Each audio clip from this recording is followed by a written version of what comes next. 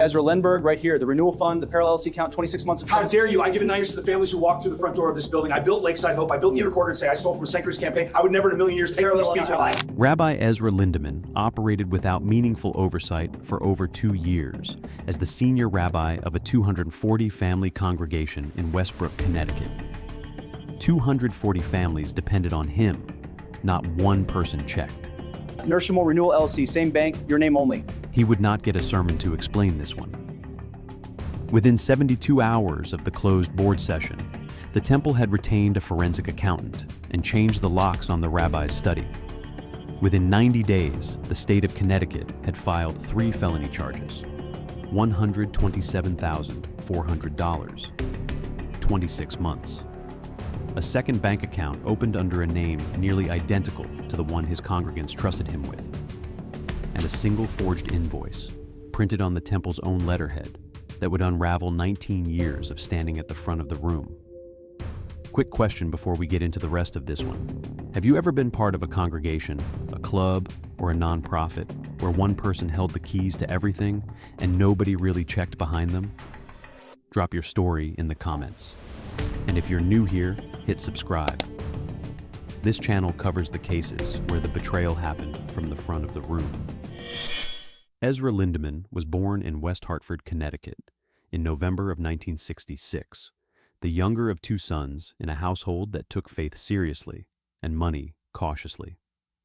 His father, Mordecai Lindemann, taught American history at Hall High School for 31 years. His mother, Naomi, worked the reference desk at the Noah Webster Memorial Library 3 days a week and kept the books for a small kosher butcher on Park Road on the other 2. The family lived in a brick split level on Bishop Road, a block from the conservative shul where Ezra was bar mitzvah head at 13. Friends from that period remember him as the kid who could already speak in front of adults without his voice cracking.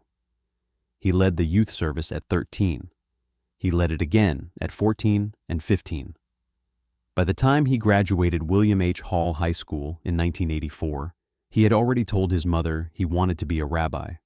Not a lawyer, not a doctor, a rabbi. She told the neighbors he was going to be the one to give the eulogy at her funeral. She would be right about that, though she would not be there to hear how the rest of the story ended. He went to Brandeis University in Waltham, Massachusetts, on partial scholarship. He majored in Near Eastern and Judaic studies and graduated in 1988.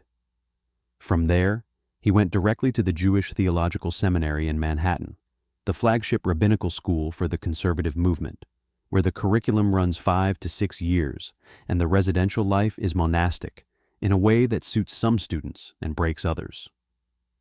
Lindemann thrived. His evaluation file from his second-year placement at a synagogue in Riverdale described him as remarkably composed for his age, with a pulpit presence that older colleagues envy and a real gift for navigating the family at a shiva house. He was ordained in 1994 and married Rebecca Stein, a kindergarten teacher from Newton, the same summer. Their first pulpit was a small congregation in Pittsfield, Massachusetts, where he earned $38,000 a year, and the synagogue gave him a parsonage apartment above the social hall. Their first son, Daniel, was born in 1996. Their daughter, Hannah, in 1999. By the time they left Pittsfield in 2005, Ezra Lindemann had buried more than 100 congregants, officiated 31 weddings, taught 14 years of bar and bat mitzvah students, and developed the reputation of a young rabbi who could be counted on. In the spring of 2006, Temple Ner Shalom in Westbrook, Connecticut, was hiring. The previous senior rabbi had retired after 18 years, and the search committee wanted continuity. They wanted someone who would stay. The job came with a parsonage allowance, full benefits, a starting salary of $96,000, and a congregation of just under 200 families who described themselves on the website as warm, traditional, and committed. Lindemann was 40 years old. He took the offer. For 19 years, he was, by every visible measure, the rabbi the search committee had hoped for. He officiated weddings for couples whose parents he had also married. He buried grandparents. He sat Shiva in living rooms across Fairfield County. He chaired the Westbrook Interfaith Council, the one local body that brought clergy from the temple, 3 churches, and the small Islamic center on Route 1 to the same table. When a teenager from the congregation died in a car accident on Interstate 95 in 2014, it was Lindemann who arrived at the family's house at 3 in the morning. When the same family's grandmother died 8 years later, it was Lindemann who arrived again. He was the man families called first in a crisis. That was not a marketing description. That was just the truth. To understand how $127,000 disappeared from a synagogue without anyone noticing for over 2 years, you have to understand how a small conservative congregation actually runs its money. Temple Ner Shalom in 2021 was a 240-family congregation, operating on an annual budget of roughly $800,000. Dues from member families covered most of it. The professional staff consisted of the senior rabbi, a part-time cantor who drove down from Hartford twice a week, an education director who ran the Hebrew school, an administrator who handled the front office, and a bookkeeper who came in 2 days a week. The lay leadership, the people who actually governed the congregation, were volunteers. A board of 15, a president who served a 2-year term, a treasurer who served 3. The treasurer in 2221 was a man named Saul Bergman, a retired insurance broker in his late 70s, who took the job because nobody else wanted it. He had no formal accounting background. He looked at the operating budget once a month at the finance committee meeting. He signed the checks the bookkeeper put in front of him. He trusted the rabbi the way everyone trusted the rabbi. In the spring of 2021, with the sanctuary roof leaking through 3 different spots after a heavy winter, the board approved a $1.4 million capital campaign. They called it the Sanctuary Renewal Project. The plan was to replace the roof, install a new HVAC system that would actually cool the building in August, and renovate the entrances and bathrooms to bring the building into ADA compliance. Pledges came in over the course of 14 months. By the end of 2022, the temple had collected just over $900,000 of the goal. The money sat in a separate bank account at a community bank in Madison, Connecticut. It was called the Sanctuary Renewal Fund. It was a deliberately segregated account, kept apart from the operating budget so donors could see exactly what their pledges were funding. 3 people were authorized signatories: the temple president, the treasurer, Saul Bergman, and the rabbi, Ezra Lindemann.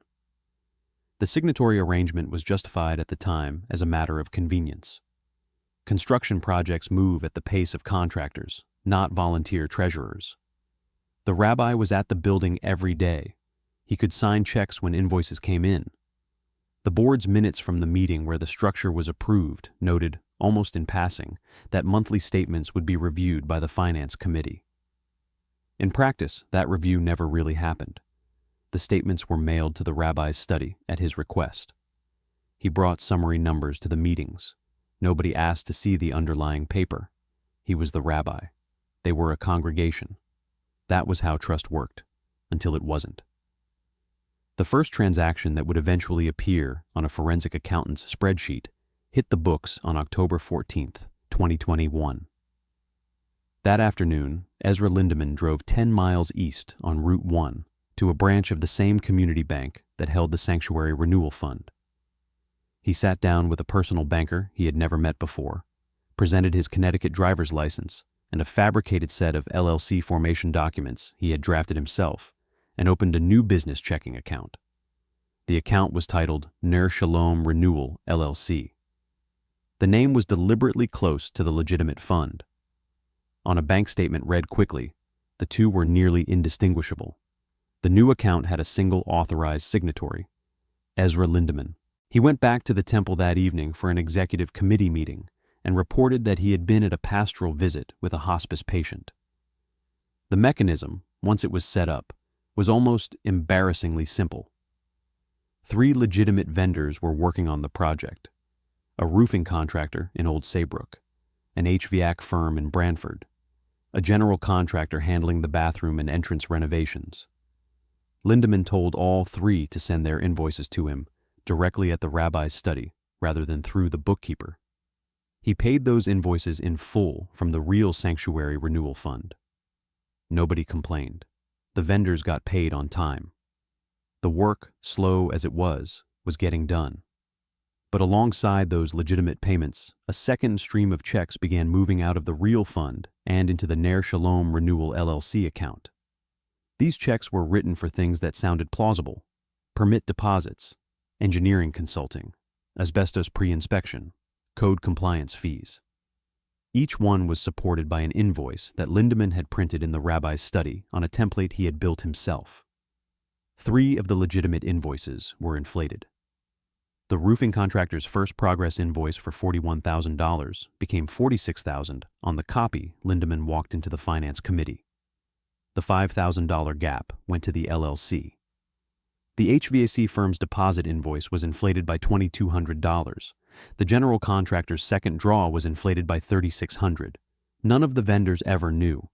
They got paid the amounts they had actually billed. The fabricated vendor was a flourish. Lindemann invented a company. He called it Heritage Masonry Consulting. He gave it a business address in Guilford that, when you looked it up, turned out to be a UPS store mailbox. Beginning in March of 2022, Heritage Masonry Consulting began billing the Sanctuary Renewal Fund for approximately $4,000 a month. The line item on the invoices was always the same: consulting and assessment, historical Fieldstone Foundation, ongoing.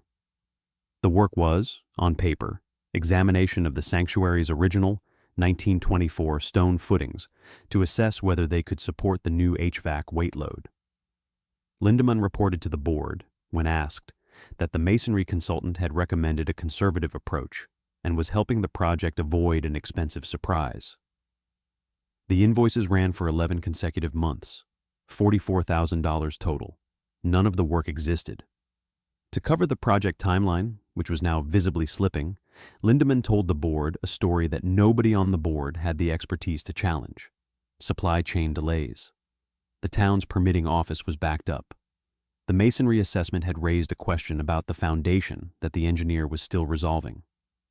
Winter was coming, and the roofing crew did not want to start a tear-off in November. By the end of 2022, the original sanctuary roof was still leaking. A tarp had been laid across the worst section in the attic. A bucket sat on the floor of the cantor's office. The money flowed out, and the rabbi's personal life began to look slightly different. His credit card balances, which had crossed $40,000 in the months before the campaign began, fell to zero. His home equity line, which had a stubborn balance from a 2019 kitchen renovation, was paid off in a single sweep in March of 2022. 2 Caribbean cruises were booked in 2023, one for his and Rebecca's 29th anniversary, one for his daughter Hannah's college graduation gift. His son Daniel's second year of tuition at a private graduate program in clinical psychology, $29,000, cleared in August of 2023. There was no single dramatic withdrawal that anyone would have flagged. The largest single transfer was $11,200. The rest moved in fragments, never quite large enough to catch a banker's eye, never small enough to be a nuisance. The man who broke it open was not an auditor and was not a forensic anything. He was a retired construction estimator named Harold Weintraub, who had spent 38 years pricing commercial jobs for a mid-sized general contractor in New Haven before retiring to a condominium in Westbrook in 2019. He had been a Temple Ner Shalom member for 6 years. He sat in the same row of pews every Saturday morning, 3 rows from the back on the left side, where the leak from the roof made a slow, steady tapping sound on the bucket the maintenance volunteer had placed under it. By the late winter of 2023, Harold Weintraub had heard the same explanation from the rabbi about supply chain delays 3 times. He had watched the roof go unrepaired through a 3rd winter. He had watched the tarp in the attic get replaced twice. And he had begun, in the way that retired construction estimators do, to do some arithmetic in his head. In January of 2024, Weintraub went to a board meeting and volunteered. He told the board he was happy to be put in touch with the construction project manager. He said he could probably help move things along, just by making a few phone calls to vendors and asking the right questions about lead times. The board, grateful, told him to coordinate through the rabbi. Lindemann, in the same meeting, thanked Weintraub warmly and said he would set up a meeting with the construction team within the week. The meeting did not happen the next week, or the week after. Lindemann said the construction manager was traveling. He said the masonry consultant was preparing a report that would be useful for Harold to see. He said the HVAC firm was in the middle of a permitting question. 3 months went by. In April of 2024, Weintraub asked the temple administrator, an administrative assistant named Donna Castellano, who had been at the front desk for 11 years, if he could see the most recent invoices from the project vendors. He told her he just wanted to understand the line items. She gave him photocopies of 7 invoices. Weintraub took them home. The roofing invoices checked out. The HVAC firm checked out. The general contractor checked out. The masonry consultant did not check out. The address in Guilford turned out to be a UPS store. There was no business license. There was no website. There was no phone number that connected to a human being. The Connecticut Secretary of State's business registry had no heritage masonry consulting in it.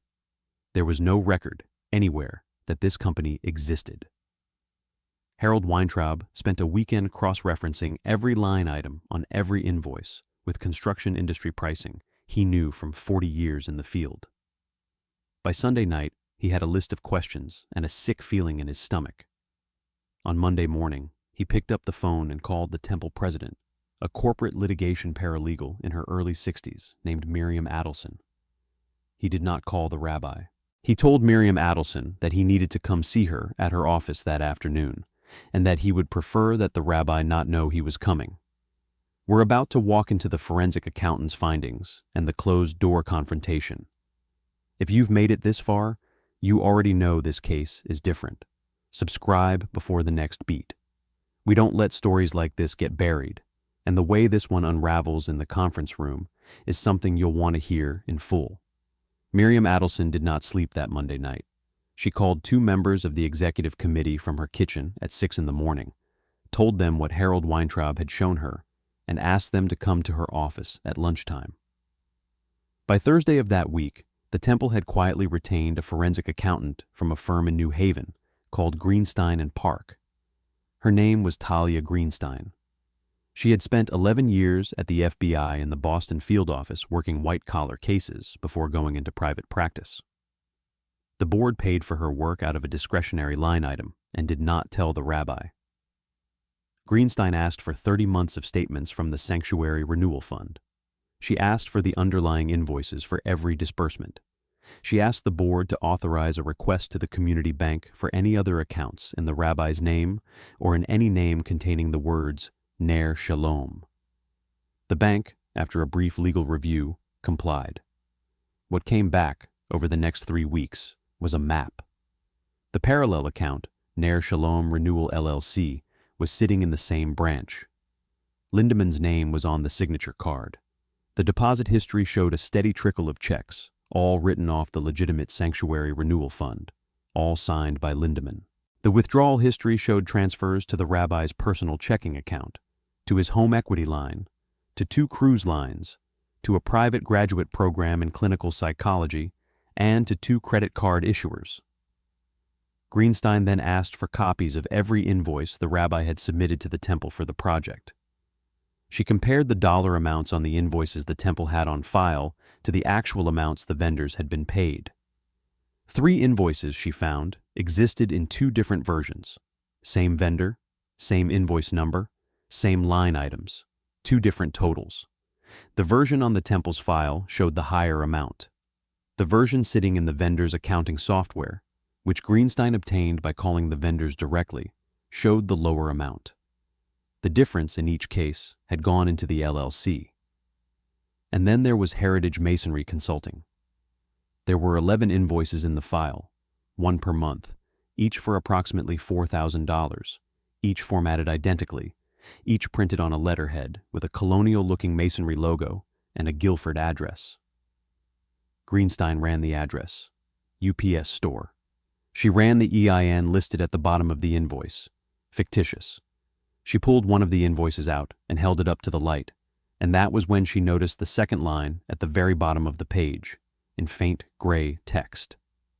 It said, Temple Ner Shalom, 47 Boston Post Road, Westbrook, CT. Fax, 860-555-30s94. The temple's own fax footer, in the temple's own house font, accidentally left on the bottom of an invoice that was supposed to be from an outside consultant in another town. Greenstein took the invoice file home that night and matched the document metadata against the template files on the temple's office network. The masonry consultant's invoice template had been created on a desktop computer registered to the rabbi's study. The file path on the originating machine ended in a folder labeled Personal. The author field on the document properties read, E. Lindemann. By the time Greenstein delivered her final report to the executive committee on a Tuesday evening in late June of 2024, she had identified $127,400 in fraudulent disbursements across 26 months. She had identified $44,000 in payments to a vendor that did not exist.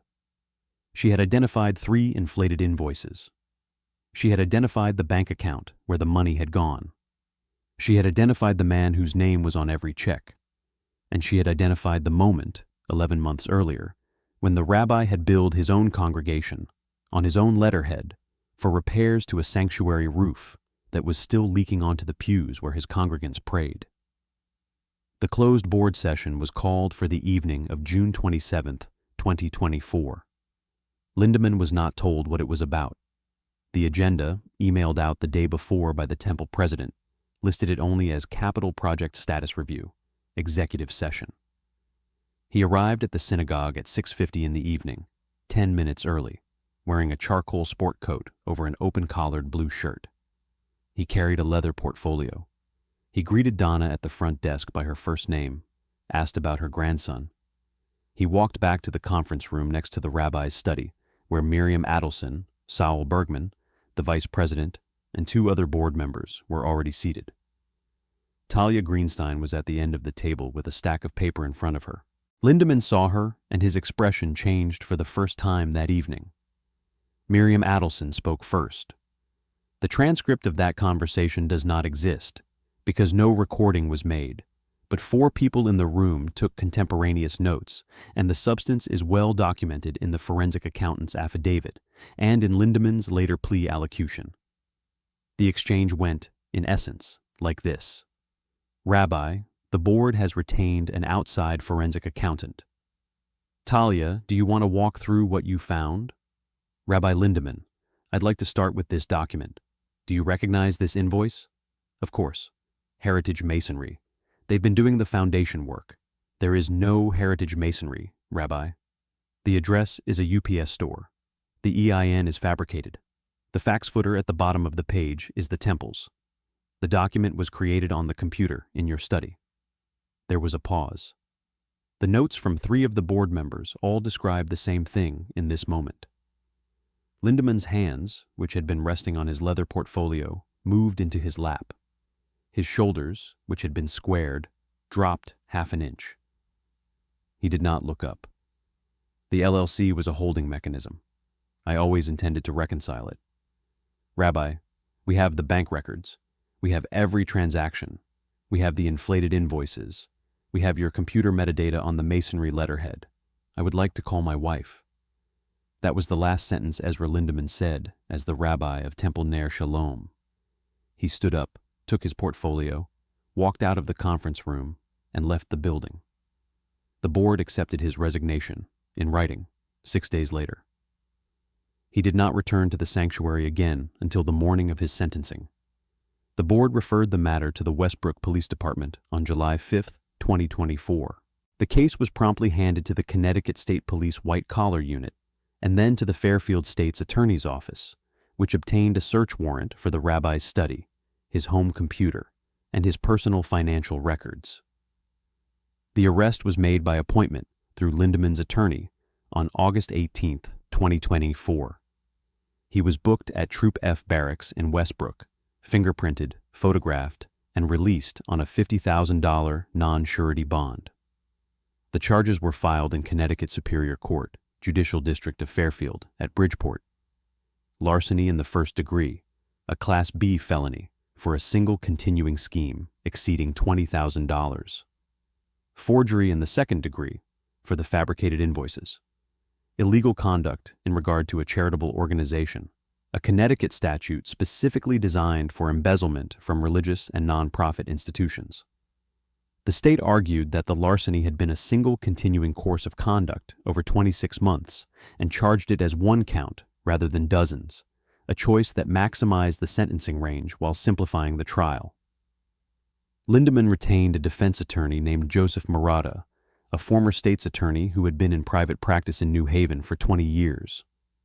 Murata did not file a motion to suppress the bank records because there was nothing to suppress. He did not challenge the forensic accountant's report because the math was unassailable. What he did, beginning in late September, was negotiate. The plea agreement was finalized in early January. On January 9, 2025, Ezra Lindemann appeared before Judge Hannah Whitfield in Bridgeport and entered a guilty plea to first-degree larceny. The forgery count was nolled. The charitable organization count was nolled.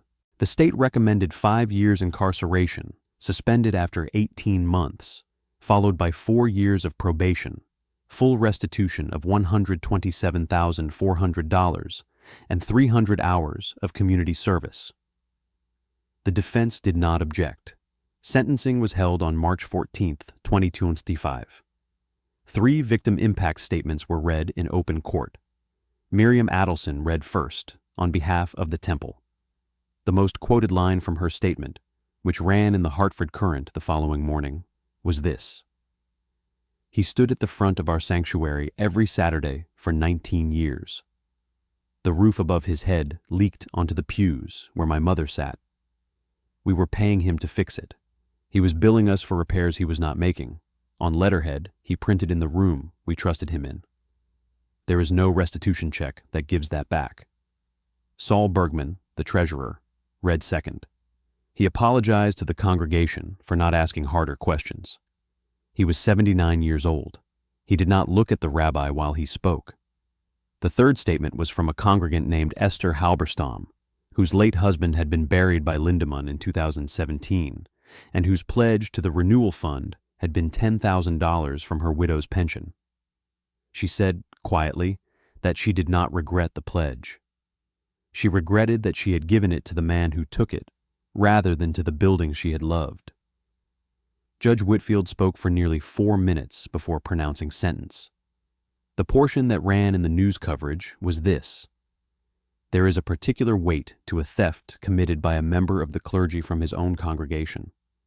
You did not just take money, Rabbi. You took the assumption, held by hundreds of people across 2 generations, that the man standing at the front of their sanctuary was the man he had presented himself to be. That assumption is not on the restitution schedule, but it was the most valuable thing you stole, and the one thing this court cannot order you to give back."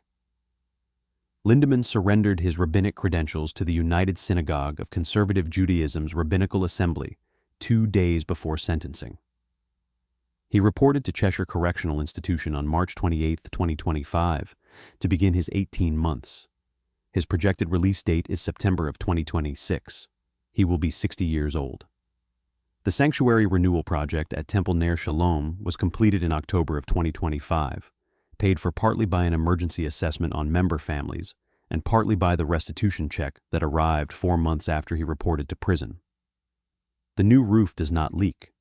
The pews underneath it sit, on Saturday mornings, in front of a bima, where a different rabbi now stands. This case was quiet. But the case on your screen right now is the kind of betrayal that makes you check who has the keys to your own life.